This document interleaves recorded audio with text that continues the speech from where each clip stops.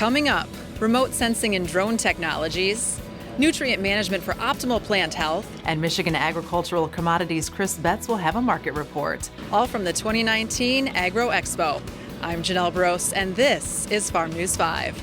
Farm News 5 is brought to you by Ford. I'm Janelle Brose, and I'm joining you from the 2019 AgroExpo, which took place earlier this week in St. John's. At AgroExpo, there are a number of educational opportunities taking place, including some on-site demonstrations. And we have one of those presenters joining us now, Rich Price, who is a research assistant in the Earth and Environmental Sciences Division at Michigan State University. Rich, thanks for being here today. Yeah, no problem. Tell our viewers a little bit about the presentation you gave today and the technology that folks were able to witness. Right, so our lab focuses on UAV, airplane, and satellite remote sensing technology and how those imagery can help farmers make better agronomic decisions with their management practices. Talk a little bit about how the information is used once it's been gathered. So any sort of remote sensing is really just a picture that we capture of any sort of crop in the field, and it's really our goal to show farmers or anyone using this technology what they see when they look at the images, because sometimes it's very difficult to spot certain stresses in the field with just maybe regular pictures that they get from a drone. So we have a host of sensors in thermal and multispectral that we can use to create vegetation indices that give farmers a really good idea of maybe what the problem area of their field and what's going on. So with that information, how do you want farmers to be able to attack their problems? It's really difficult because drones aren't the solution to precision agriculture. It's just one of the tools. And so our lab integrates remote sensing along with yield monitor data to kind of go and look at the system as a whole. Because until we have all the pieces of the puzzle, it still can be pretty tough to put together. Any one piece of advice you'd give producers who are trying to utilize technology on their farm to be more efficient? Yeah, it's be skeptical. I think a lot of times farmers want to believe that there's an easy button or one magic bullet to the solution, and they're told that from various sorts of industry and even academics from that point. But our whole goal is to really integrate all those pieces together in order to make the best decisions. All right, Rich, thanks for being here today. You're welcome. From the 2019 AgroExpo, I'm Janelle Brose with Farm News 5. If you want a car from a company that's been building them for 115 years, get a Ford. If you want a car with driver assist technology, get a Ford. You're gonna want a Ford. The 2019 AgroExpo hosted a number of educational sessions for the state's farmers, and Dr. Matt Clover came in all the way from Iowa. He's Pioneer's Agronomy Manager, and he came to talk about managing fertility programs for optimal plant health. Matt, thanks for being here today. Thank you. Glad to be here. Tell our growers a little bit about the tools that they should be using to optimize plant health. So anytime we think of soil fertility, plant nutrition, we really need to look at first starting with that soil sample.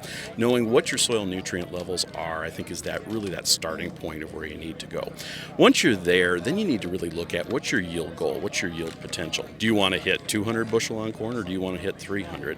Because once you know that, then you can really start to maximize how much of that nutrient do you need to actually be putting in the field, so that way that plant has access to it.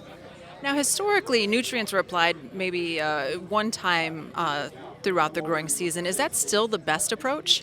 Really what we're seeing with today's modern hybrids and varieties are that they're taking up nutrients well throughout the growing season.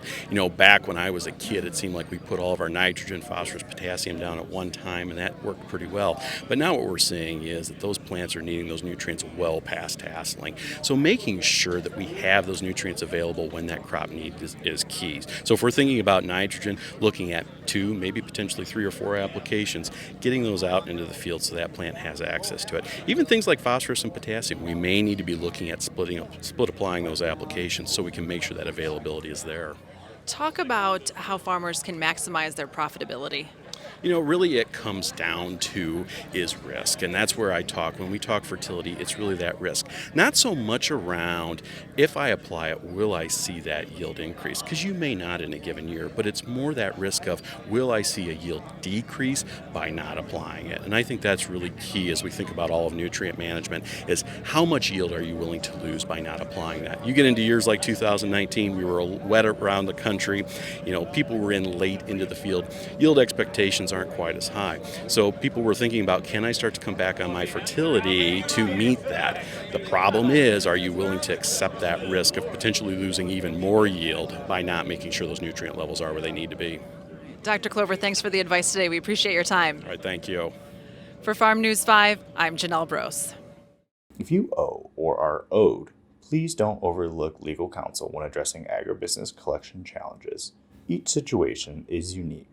Visit fosterswift.com for more information. The Michigan Soybean Promotion Committee is devoted to investing soybean farmer checkoff dollars to address grower concerns.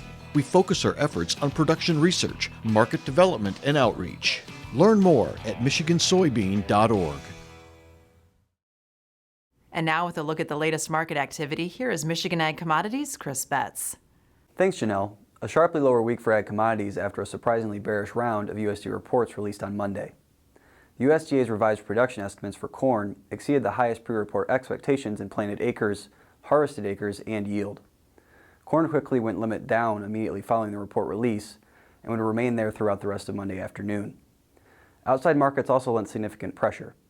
Despite the administration putting off an additional 10% tariff on Chinese goods until December, China said this week that it will be forced to take retaliatory measures against the United States.